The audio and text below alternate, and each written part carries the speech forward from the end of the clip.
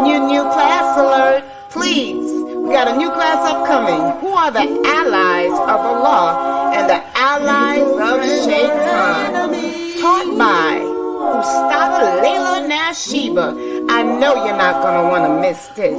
So please stay tuned, okay? Streaming on all major platforms. Channel SunnahFollowers. Who are faithful friends or enemies? The Muqaddimah Tafsir. Where should I begin when I'm starting at the end, pursuing the higher aim, learning the meaning of every page? Where should I begin when I'm starting at the end? Assalamu alaikum. SunnahFollowers presents a new class, the Muqaddimah of Tafsir, being taught and brought to you by Laila Nasheeba. Please stay tuned, streaming on all major platforms, right here on channel SunnahFollowers.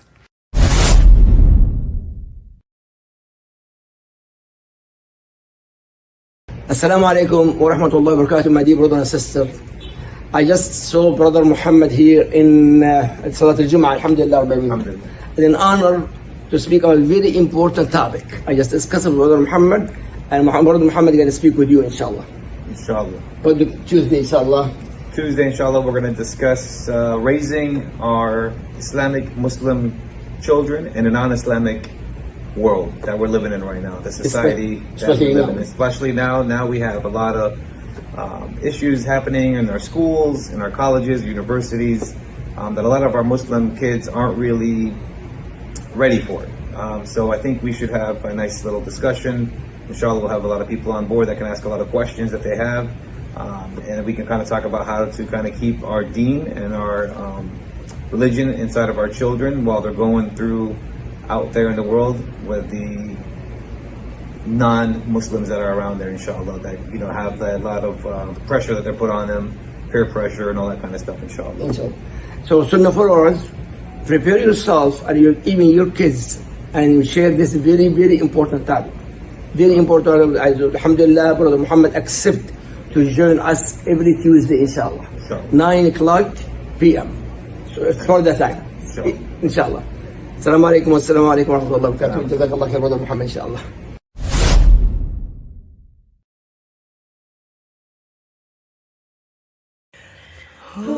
Assalamu alaikum. SunnahFollowers is excited to bring to our viewers another treat that will awaken, clarify, and widen our understanding of this beautiful way of life.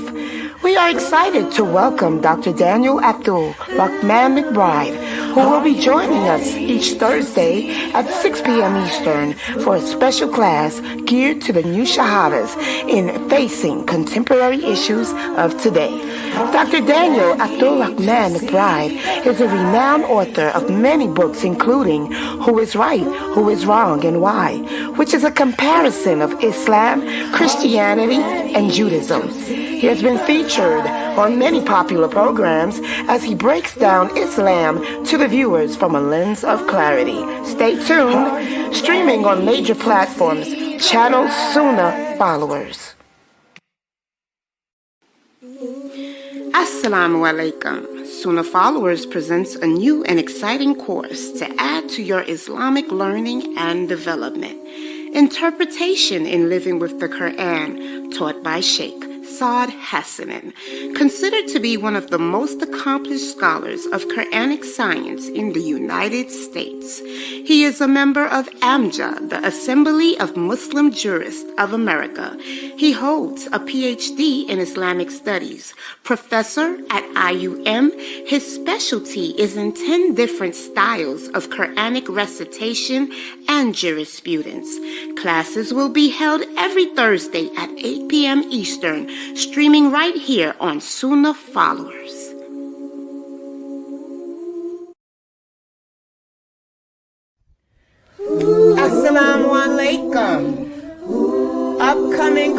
alert. Upcoming class alert.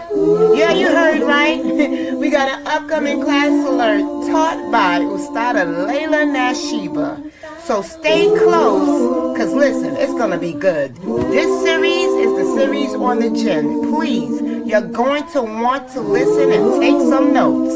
Streaming on all major platforms.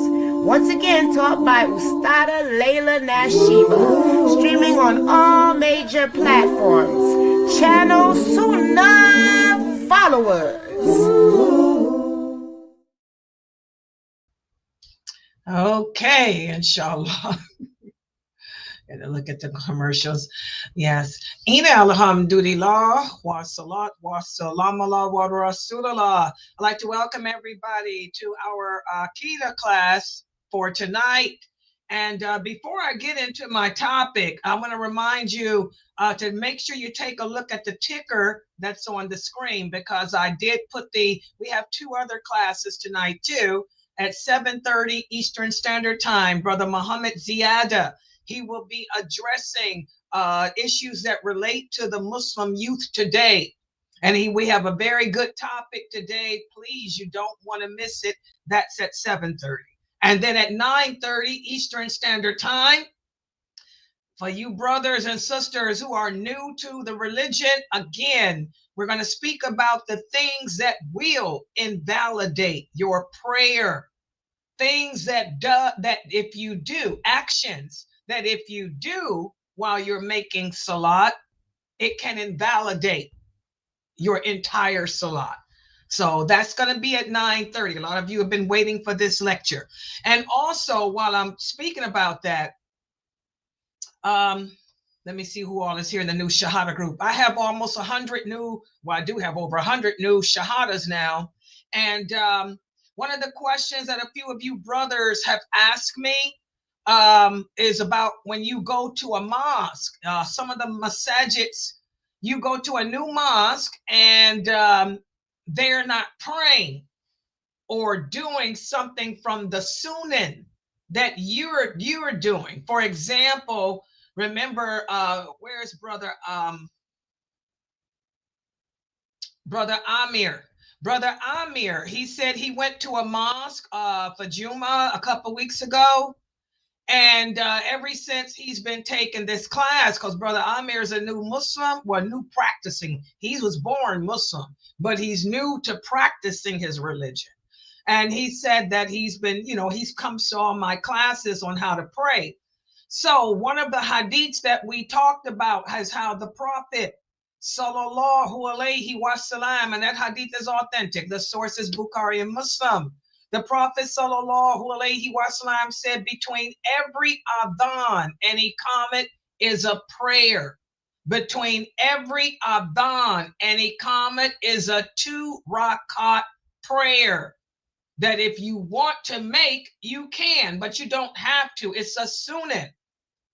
Okay, so ever since I taught you guys that, and Brother Amir is into practicing his deen correctly, he said after the adhan is called, when he's at the mosque, if the adhan is being called, before the iqamat, he'll pray 2 rakats following that hadith.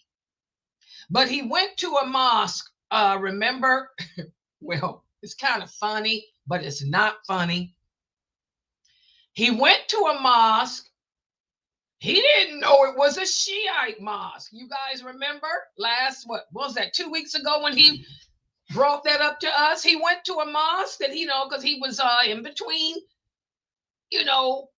traveling back and forth from college. He goes to college. He's a young brother.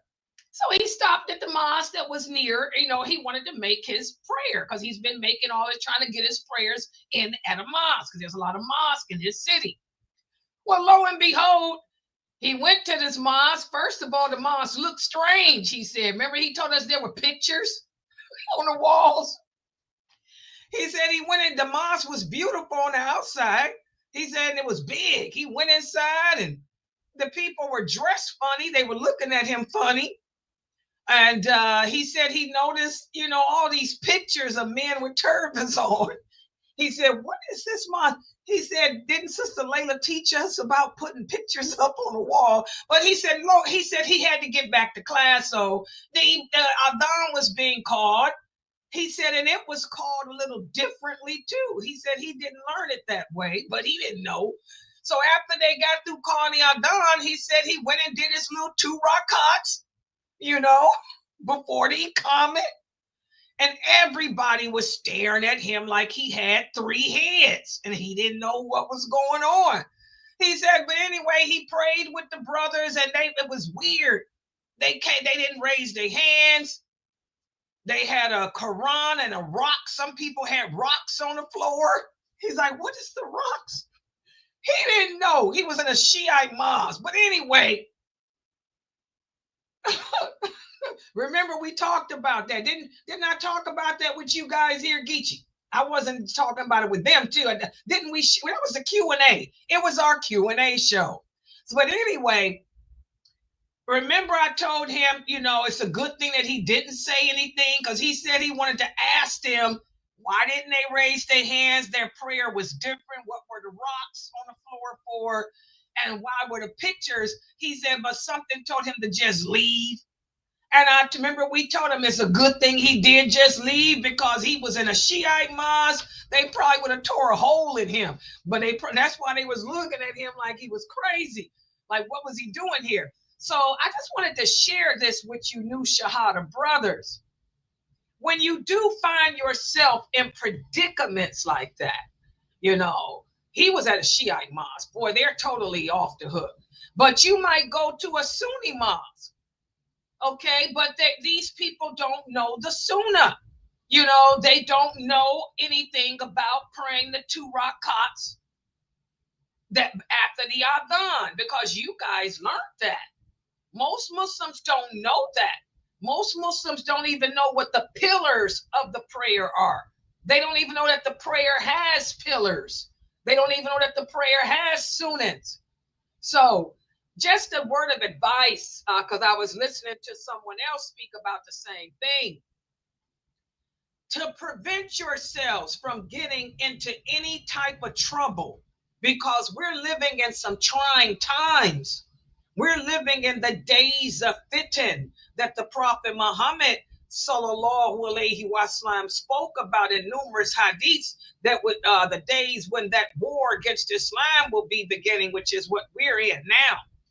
And one of the things is the Muslims will kill each other. There'll be lots of killing, lots of dissension, lots of division, lots of fighting.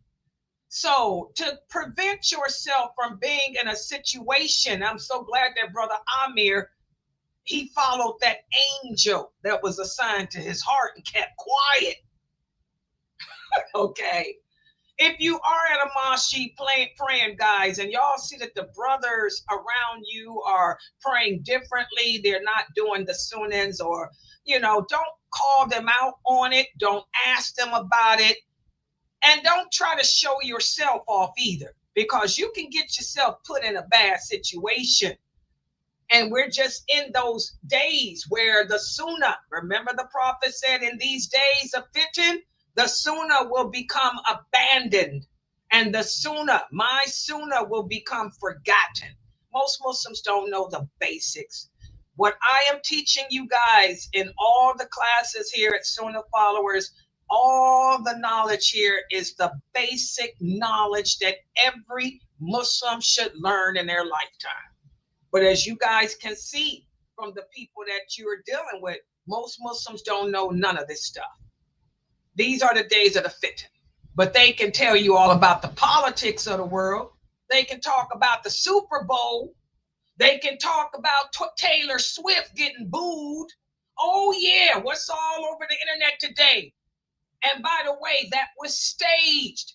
Kendricks did that on purpose. The man with the Palestinian flag, he was part of the Kendricks group. And by the way, you know, Black people, African Americans support Islam. Don't y'all know that? This is America.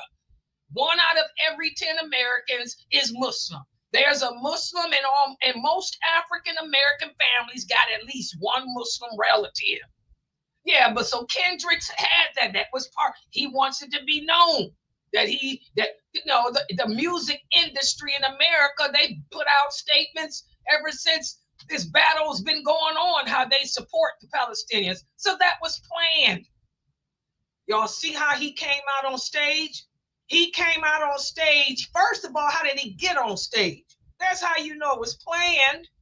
Secondly, he raised the flag when all the other flags went up. That's how you know it was planned. And he marched with them. He put his little dance to it. Did y'all see it?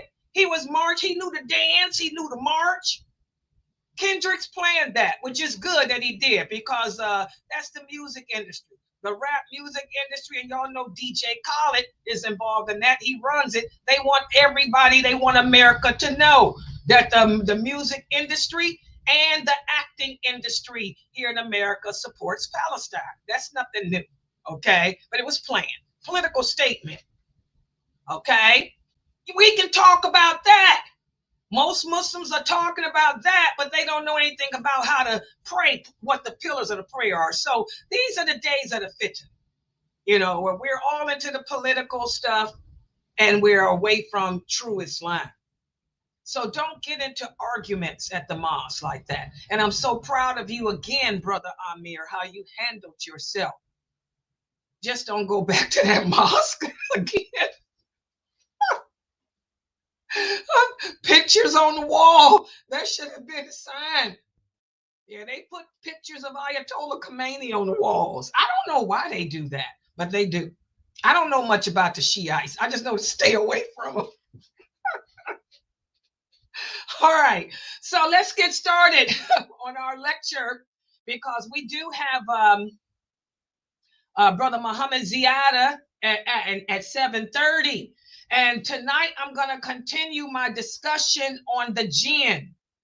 And I'm not going to give you a quiz. I'm going to save the quiz for tomorrow, because tomorrow's quiz is going to cover what I am going to speak about tonight and what I covered yesterday, which are the habits of the Jinn, their lifestyle, their habits. Yesterday we spoke about, them, what they have in common with us.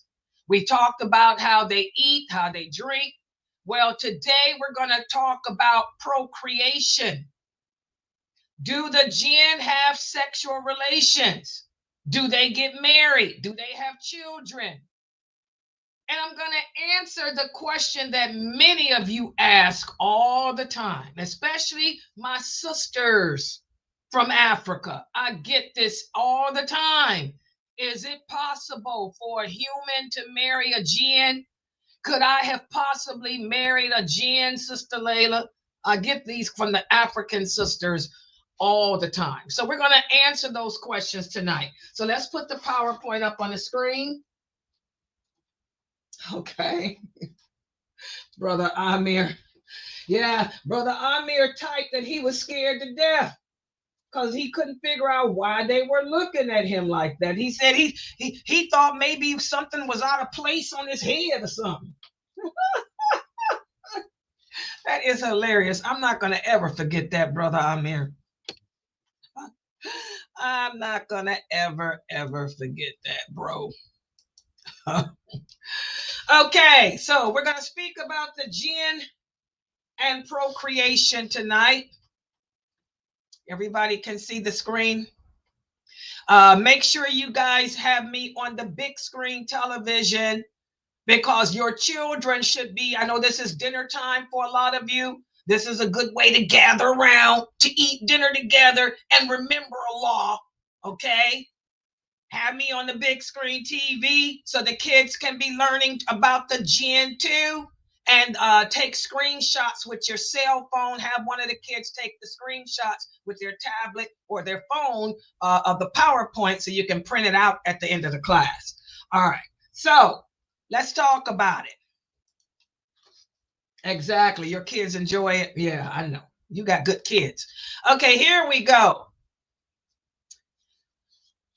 Allah mentions in the Quran, he says in the interpretation of the meaning, and he's speaking about when he's speaking about paradise, he says therein, speaking about paradise, are those of modest gaze, whom neither man nor jinn will have ever touched before them. This is from Surah Rahman. Which of the favors of your Lord will you deny? Well, here we can see this verse clearly answers the question. Yes, the jinn do have sexual intercourse. They do procreate. As we spoke about yesterday, they have to earn paradise just like us. If they don't end up in paradise, they'll be in the hellfire. And for those jinn who live their lives obeying Allah and following the sunnah of the Prophet Muhammad sallallahu alaihi wasallam, they'll be rewarded with paradise. The men amongst the jinn, that's also is the dalil that they have males and females, unlike the angels. The angels are of no gender. The jinn have males. You have male jinn and female jinn. The male jinn will be with the El Hurin too. The El Hurin are not just the reward for the men of this nation, but also the jinn of this nation. Okay? Now, there's a hadith that we put in here from a person that wrote the book called Anwar el-Bahia. This hadith comes up a lot, and a lot of people ask this: is this hadith authentic?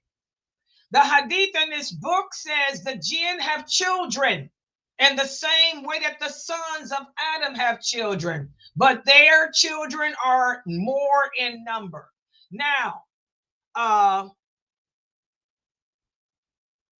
in regards to this hadith, whether it's authentic or not, and this is for the brothers that ask about this hadith all the time. This hadith, whether it's authentic or not, you don't even have to refer to it, because the verse above is the proof that they do have intercourse. The Quran out trumps everything. That is the first source of Islam. There's only two sources of Islam, the Quran and the hadith. If Allah has spoken in the Quran, that's it. You know, this is the clear dalil that proves, you know, that they do procreate, they do have sexual relations. So in regards to that hadith, you know, being authentic or not, Allah knows best, and we don't even need to use it.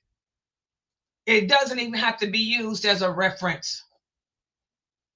And now, as one of the brothers brought up yesterday, there are a group of people out there who do say that the jinn do not eat, that the jinn do not drink, that the jinn do not have sex.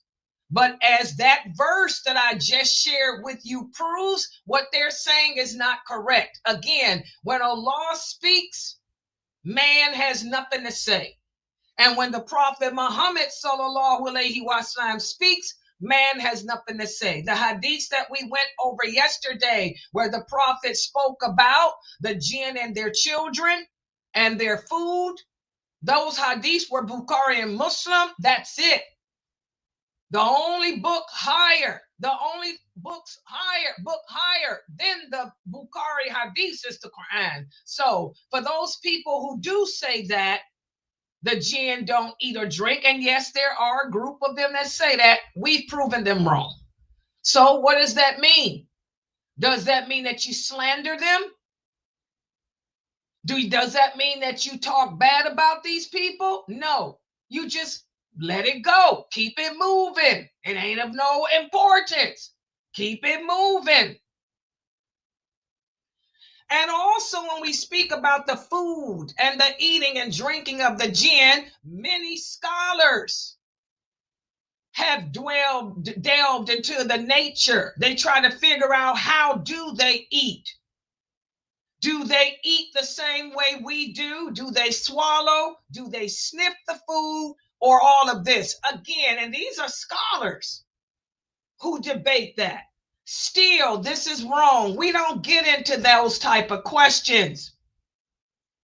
Because again, there is no clear verse from the Quran, nor is there any clear hadith from our prophet that mentions the nature of their eating. And it's not even important to know how they eat. All we need to know is what they eat, which is what the Prophet sallallahu alaihi wasallam told us. They eat the bones of our animals and their dung.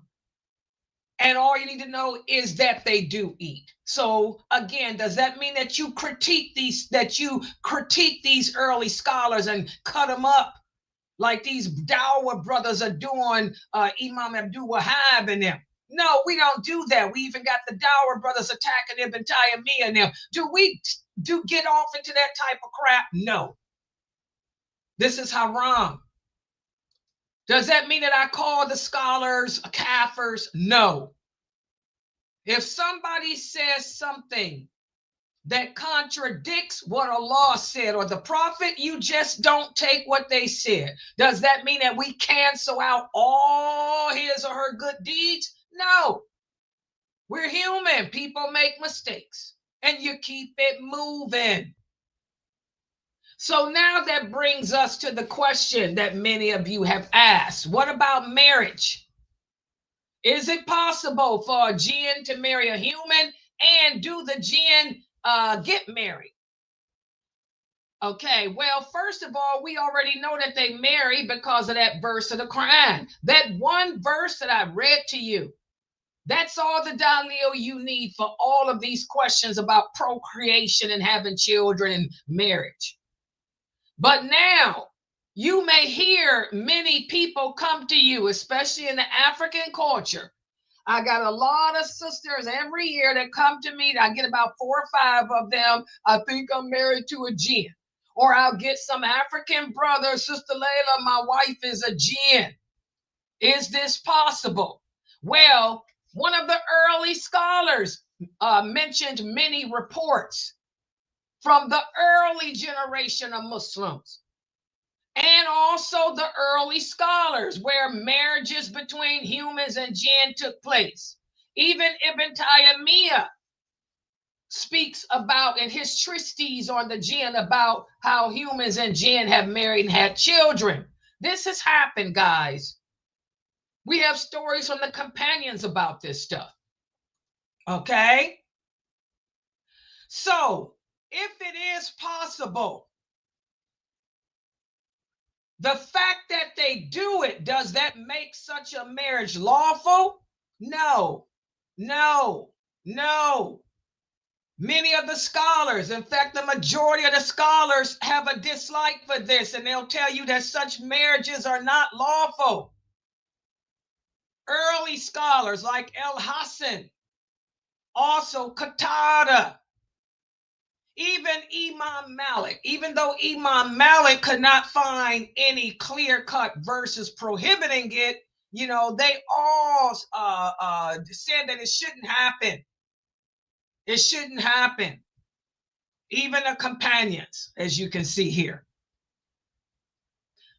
And what do they base that on? Well, listen to what Allah says in the interpretation of the meaning. And amongst his signs is this: he created for you mates from yourselves so that you might find peace in them. And he ordained between you love and mercy. Because of this verse here, many of the scholars say that this verse is all you need to know to make it not permissible to marry the jinn. Why? Because in this verse, Allah is saying that he created for mankind spouses of their own species. When you read this verse in the original Arabic, the Fusha, the word used there refers to your own species. Mates from yourselves, mates from your creation, mates from your creation. So that's the verse where that many of the scholars use to say it's not permissible. But again, if it does occur, it wouldn't be possible for that man and woman, that man and jinn, or that woman and jinn to have the love between them that Allah created humans to have for another human and jinns to have for another jinn. So such a marriage, such a relationship would not work. Does everybody understand that? And I'm going to go into more detail when I do the tristes of Ibn Taymiyyah. Some of his tristes on the jinn I don't agree with, because I worked with the jinn for 36 years. I've expelled jinn. I'm not afraid of jinn. I can take a jinn down. Okay? I don't believe that everybody that is mentally ill is possessed by a jinn. So I don't agree with that part of his tristes. But I do agree with some of the other stuff he's saying in my business of working with them for 36 years. Okay? So, even if you did marry a jinn that took on the appearance of a human, okay, the marriage wouldn't last, the relationship wouldn't last, the relationship wouldn't be productive, it would be chaos. Simply from the nature, because remember, Allah told the jinn to stay away from us because the temptation to harm us is great. The jinn like to harm humans because they're more stronger than we are. Okay? And they can do things that we can't do, such as fly or travel fast or something like that.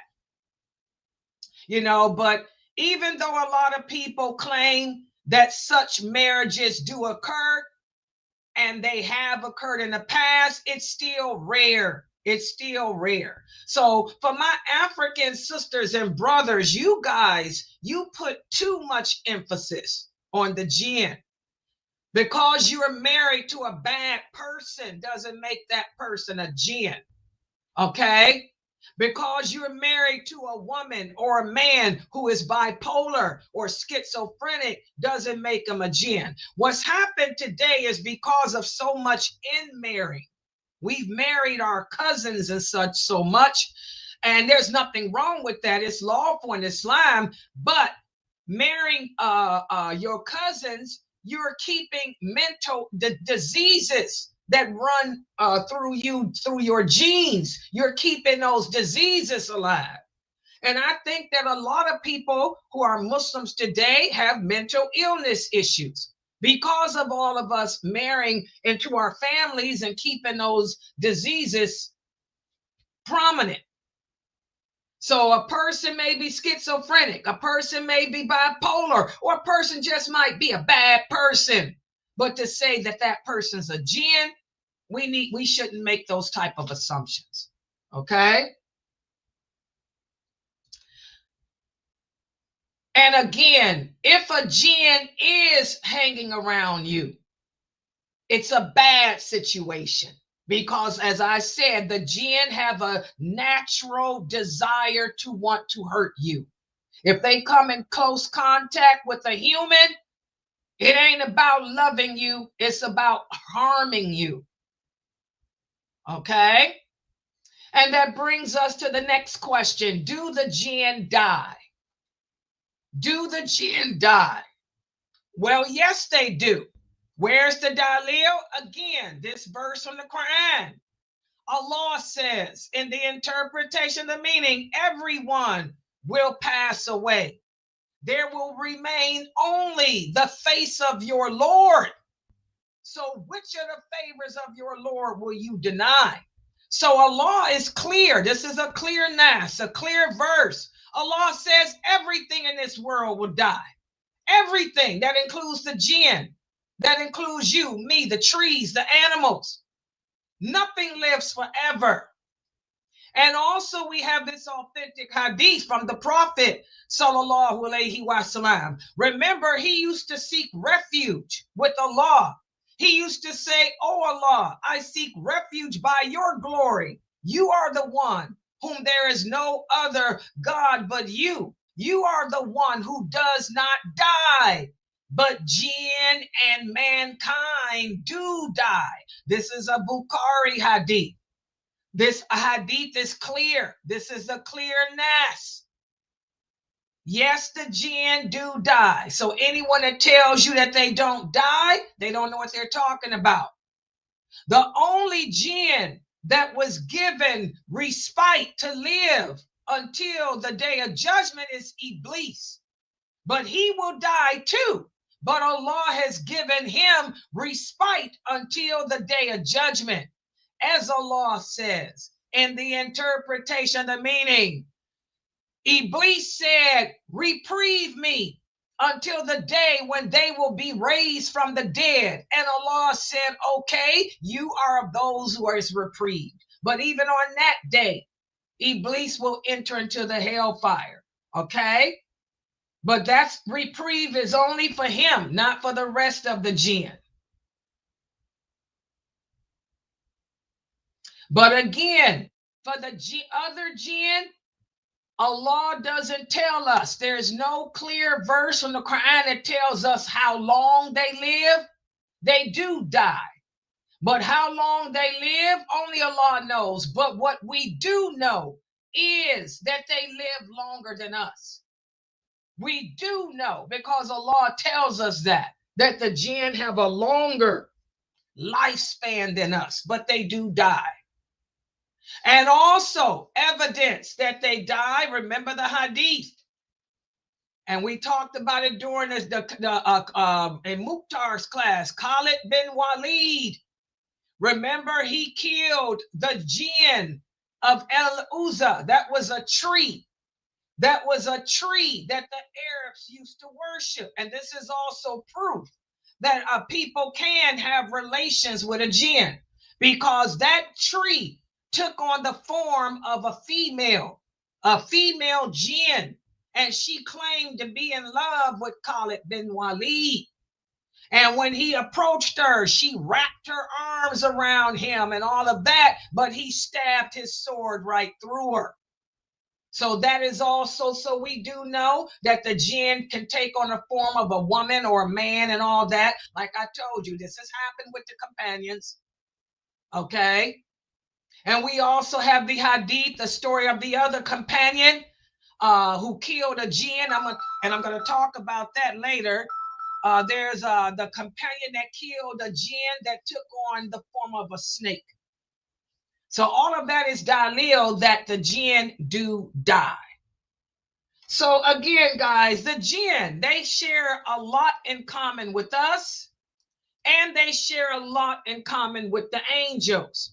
They're strong, stronger than us, but not as strong as an angel. Okay, they're held accountable for their actions like us. They will be judged like us. When we are raised up on the day of judgment, they're going to be raised up from the graves. We'll be standing barefoot, naked, and uncircumcised next to them. You'll be able to see them then. But you're not going to care about them because you're going to be so scared of that hellfire, you won't be thinking about the jinn. And yes, they'll be in the paradise with us, the good ones. And they'll be in hell with us too, the bad ones. They have children, they eat, they drink, they have fiqh regulations that they have to follow just like we do. And they have to be Muslim just like us too. And so I'm going to stop right here for today. Tomorrow, I'm going to speak about where they live. And I get so upset when I hear so many of you Muslims take the hadiths out of context. You think that you got jinns in your bathroom? What kind of bath? Are you a nasty woman? Ain't no jinns in my bathroom. Period. Dot. I got 2 bathrooms. Ain't no jinns in my house. I don't know where so we're going to talk about that. Where do they live? Where do they stay? And I'm going to answer this question about what they didn't have bathrooms in the Prophet's day. Y'all know that. They didn't even have toilets. Where did they answer the call of nature? They would go outside into the woods, into where they dug trenches and urinate and defecate. That's where the jinn live. They don't live in your house unless you got a nasty house, a filthy house. So we'll talk about that tomorrow. So are there any questions or comments? Are there any questions or comments about tonight's lecture? Yes, and also guys, please stick around because and by the way, please, we need donations. That's why I put the tag there too, so I can remember. This is the 10th of the month, and I did post it up on the YouTube, Facebook. We have, may Allah bless the brothers and sisters who donated this weekend.